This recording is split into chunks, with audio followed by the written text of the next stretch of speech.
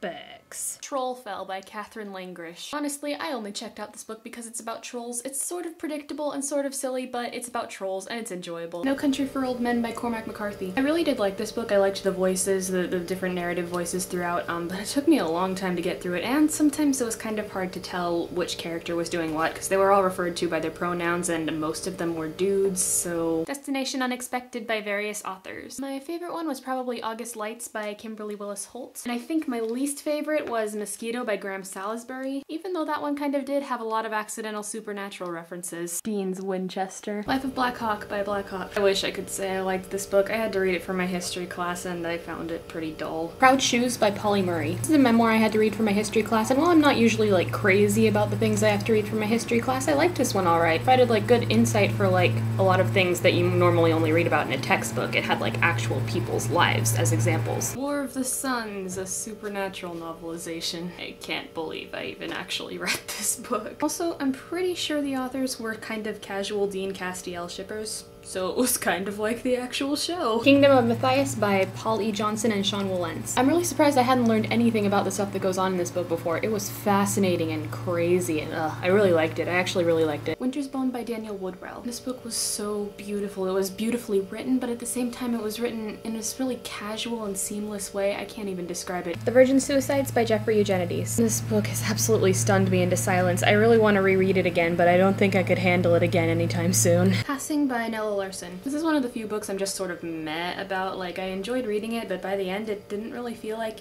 anything of significance had happened here. I don't know. Last Days by Scott Westerfeld. I really loved the characters in this book. They were really believable and cool, and I just loved the transitions between the narrators in this book every chapter. It was really refreshing, and it kept it exciting and snappy, and it really helped you to get to know the characters really fast and to see the characters through each other's eyes. The Fault in Our Stars by John Green. At this point I really can't say anything that hasn't been said already, but this book was just so beautiful. It was my favorite John Green book by far. And this is always the case with John's books, but I loved that the romance was not like the central plot of the story. It was more about these two people going on this journey together, and then the romance was built around that, and I just love that. It seems like a weird response to have, having said that, but after reading this book I kind of wanted to fall in love, and I love having such a strong response to a book like that.